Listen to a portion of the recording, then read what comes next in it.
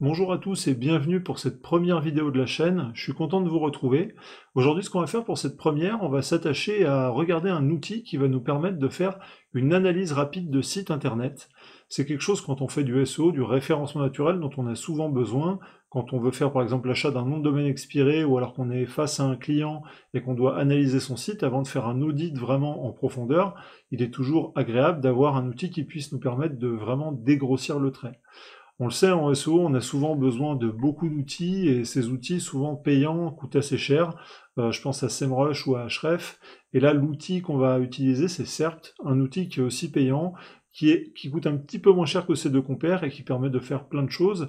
Mais bon, voilà, c'est vraiment cette fonction-là que je souhaiterais vous montrer, pour pourquoi pas vous la faire découvrir, parce que personnellement, je la trouve vraiment géniale. Je trouve qu'elle fait gagner beaucoup de temps, et pourquoi pas si ça peut vous inspirer.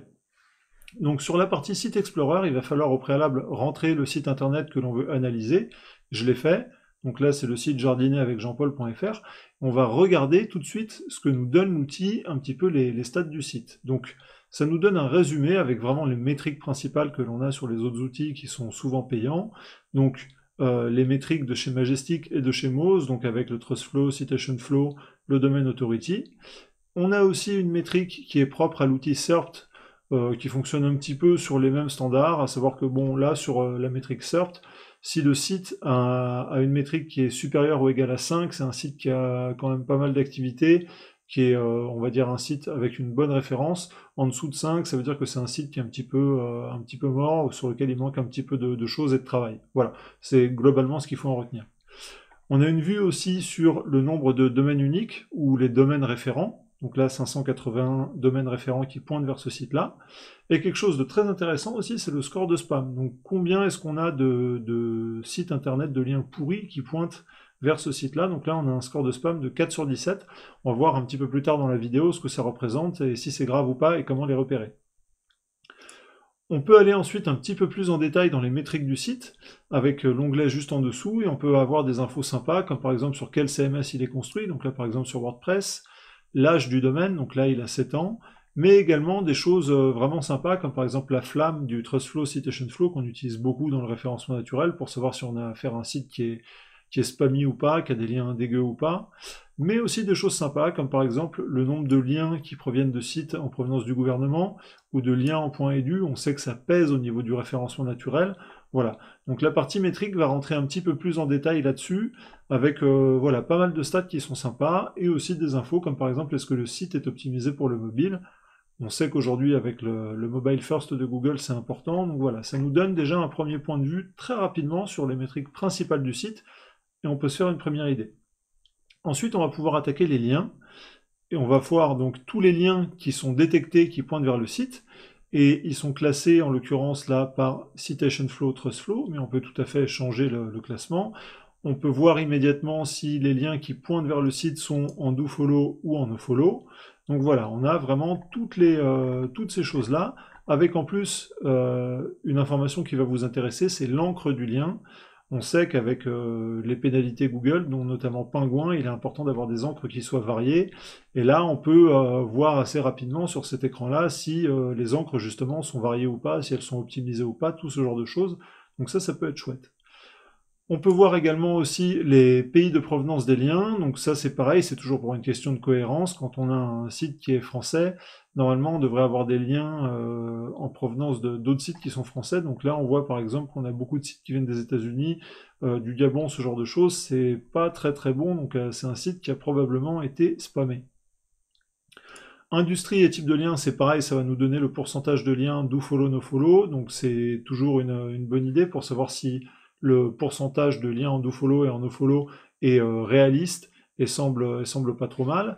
On a aussi ce qu'on appelle un petit peu, c'est le topical trust flow peut-être, qui nous permet de savoir en fait quels sont les types de sites qui pointent vers le site qu'on est en train d'auditer, avec voilà une répartition là avec des graphiques ou alors en pourcentage sur le côté. Donc vous voyez en un coup d'œil c'est vraiment pratique. L'âge des liens, pareil, qui nous est donné avec un petit schéma qui nous permet de savoir si le site a été spammé ou pas, si la vitesse des liens qui a été créée paraît naturelle ou pas. Donc là, on voit par exemple sur ce site-là que bon, il existe depuis longtemps, il avait une activité qui était plutôt calme, et tout à coup, en 2017 et 2018, il s'est vraiment passé quelque chose et le nombre de liens a explosé. On a vu auparavant avec les pays que ça semblait pas très clair, et on va voir ensuite si le netlinking de ce site est vraiment pourri et si ça confirme ou pas. Donc voilà, rapidement, on a des infos comme ça qui peuvent être vraiment sympas, et vous voyez, des gens commencent à se faire une première idée sur le site. Toujours pareil, la vélocité des liens, c'est la même chose qu'on a vu avant, mais là, mois par mois pour l'année en cours, en l'occurrence pour 2018, ça peut permettre de voir s'il y a eu du spam ou ce genre de choses, par exemple. Et un écran qui est un petit peu moins intéressant, qui est donc la répartition des liens selon leur trust flow. Bon, je dis moins intéressant parce qu'en général, sur les sites internet, on constate que la majorité des liens qui pointent vers un site, eh bien, ce sont des liens qui n'ont pas un très fort trust flow, citation flow. Donc bon, là, en l'occurrence, on est sur quelque chose de plutôt standard, j'ai envie de dire. Je trouve que ça nous apprend pas grand-chose. Alors, les encres, on va les avoir plus en détail avec la partie domaine référent, et ça c'est vraiment super parce qu'avec le nuage de texte qui se trouve là sur le côté et le diagramme circulaire, on va voir si les encres sont variées, et on va pouvoir repérer tout de suite des choses qui vont nous sauter aux yeux. Donc là je vous rappelle, le site il s'appelle jardiner avec jeanpaul.fr, donc on a normalement affaire à un site de jardinage, et si on regarde les encres un petit peu sur le camembert, on a des choses, donc jardiner avec Jean-Paul, ça paraît normal, mais on a des choses qui sont assez cracra, comme par exemple Get Free High Quality Wallpaper, Get Free High, Get machin truc. Donc apparemment, il y a vraiment eu un netlinking dégueulasse. Je pense que c'est involontaire, peut-être qu'il s'est fait spammer sur ce site-là. Donc déjà, ça nous donne... Bon, ce qui est bien, c'est que le camembert, il est multicolore, donc ça veut dire qu'il y a beaucoup d'encre, qu'elles sont variées. Mais quand on regarde comme ça les choses qui ressortent, ou quand on regarde le nuage de texte qui se trouve sur la droite, on s'aperçoit que les choses qui ressortent en gros, donc les encres importantes qui pointent vers le site, eh bien c'est des choses qui ne sont pas en rapport avec la thématique du site. Donc là, on se dit, bon, c'est un peu cracra, ça sent pas très bon. On a ensuite les textes d'ancrage des pages référentes, donc toujours pareil avec un nuage de texte et un diagramme qui nous permet d'y voir clair assez rapidement, et la langue des encres. Et là, vous voyez, pour un site qui est français, la majorité de nos encres sont en anglais, ce que je souligne ici. Là, on a un petit peu de créole et de français, donc bon, c'est vraiment pas très bon là, sur ce domaine. Une fonction qui est vraiment super, c'est d'avoir l'historique du domaine comme ça en un clic, plutôt que d'aller sur la Wayback Machine et de regarder au fur et à mesure. Eh bien là, ça vous compile un petit peu les versions de Wayback Machine, et vous pouvez les regarder assez simplement. Vous voyez, elles sont toutes là, et on peut cliquer, faire voir, et ça va aller nous chercher en fait la version sur la Wayback Machine et nous afficher un aperçu. Donc bon, parfois ça prend un petit peu de temps, forcément le temps que ça charge avec la Wayback Machine, mais il y a quelque chose qui est vraiment super sur cet outil-là, c'est le petit bouton vert là qui est en dessous. Voilà, j'espère que vous le voyez, je fais bouger avec la souris, qui va nous permettre en fait d'aspirer le site au moment où il est affiché. Donc par exemple, le site, je peux en aspirer le contenu, voilà, de vraiment la version que j'ai demandé à la Wayback Machine à ce moment-là. Donc ça c'est vraiment super, parce que si on veut récupérer les articles ou ce genre de choses, eh bien ça permet vraiment d'aller vite et de le faire super rapidement. On fait télécharger la version, ça va passer à la moulinette, ensuite ça va nous envoyer un mail avec un lien, et on va pouvoir récupérer toute l'arborescence du site, donc ça c'est vraiment génialissime, ça fait gagner beaucoup de temps. Donc voilà, la partie historique du domaine qui est vraiment chouette. Les pages principales, c'est pareil, ça va nous montrer les pages qui ont le plus de poids, mais surtout quelque chose qui est chouette, c'est la partie là, positionnement de l'URL, qui va ouvrir un autre outil qui s'appelle What Ranks Where, donc quelles sont les pages qui rankent. Et on va pouvoir, par exemple, vous voyez, ça nous a tout complété là dans cette nouvelle fenêtre, avoir le nombre, par exemple, les résultats organiques, les 20 premiers résultats organiques. Alors on va prendre la base de données de Google en France, et on va pouvoir chercher. Et comme ça, l'outil va nous dire quelles sont les pages qui rankent le mieux pour ce site-là, avec les positions, le trafic que ça représente, ce genre de choses. Voilà, donc là on a les mots-clés qui sortent, on a les pages référentes, et ensuite où le site se positionne. Donc ça c'est vraiment super, c'est pareil en un coup d'œil pour savoir quelles sont les pages qui fonctionnent bien ou pas, quelles sont les pages qu'on peut améliorer ou pas, c'est génialissime. Une fois qu'on a fait ça, on va terminer donc par l'analyse du spam. Donc l'analyse du spam, on l'a vu qu'on a un score de 4 sur 17 de spam. Donc ça veut dire qu'on a déclenché des drapeaux. Alors, est-ce que c'est grave, est-ce que c'est pas grave? L'outil nous donne là un petit barème. Donc risque faible de 0 à 7 drapeaux, risque moyen, risque élevé, etc.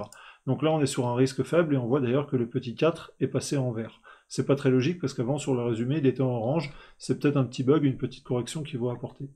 Et quand vraiment il y a des drapeaux importants qui sont détectés, ils vont apparaître là. Là, vous voyez, ils sont dans une couleur plutôt claire, et ils vont ressortir quand ils sont détectés. Donc là, en l'occurrence, si on avait une pénalité, par exemple Panda, parce qu'on a du contenu qui est pas satisfaisant, qui est pourri, contenu maigre, eh bien ça pourrait, tac, s'allumer ici. Mais la chose qui nous intéresse, c'est de savoir quels sont ces liens en fait pourris qui pointent vers le site. Et là, tout de suite, en cliquant donc sur les liens avec des drapeaux, il va nous donner quels sont les sites référents, quels sont les domaines référents qui pointent vers le site qu'on est en train de regarder. Et on va avoir une vision immédiatement de quels sont les sites qui pointent avec ces liens pourris, avec les URL. Donc là, on s'est certainement fait spammer sur ce site-là. Et en plus, on voit que le score de spam de ces sites-là est vraiment très élevé, ce qui fait monter le score de spam global du site. Donc ça peut permettre, si vous récupérez le site, soit parce que vous récupérez un expiré, soit parce que vous travaillez sur le site d'un client, et bien par exemple ensuite de faire tout un travail pour désindexer ces URL à partir de la Search Console, donc demander à Google de retirer ces liens qui sont vraiment dégueux et qui vous causent du tort. Donc vous voyez, avec cet outil, on peut très rapidement quand même avoir une idée du site que l'on a en face, on peut l'analyser très rapidement. Ensuite, bien évidemment, si on veut faire un audit complet du site, il va falloir qu'on pousse plus loin pour aller voir toutes les choses qui constituent vraiment la technique au niveau du SEO. Mais là, ça vous permet quand même d'avoir un coup d'œil assez rapide des choses les plus importantes sur le site et de vous dire waouh, il va y avoir beaucoup de boulot, ça va être pourri, ou alors bon, ce site il a l'air pas mal, ça le fait. Donc, j'espère que cette vidéo vous a plu. Vous trouverez toutes les références donc de l'outil dans la description de la vidéo. Si ça vous a plu, n'hésitez pas, vous vous abonnez, vous mettez un pouce bleu. Si vous avez des commentaires, des choses à rajouter, n'hésitez pas. Je vais regarder les commentaires, j'y répondrai évidemment. J'espère que cette vidéo vous a plu et je vous dis à la prochaine. Ciao!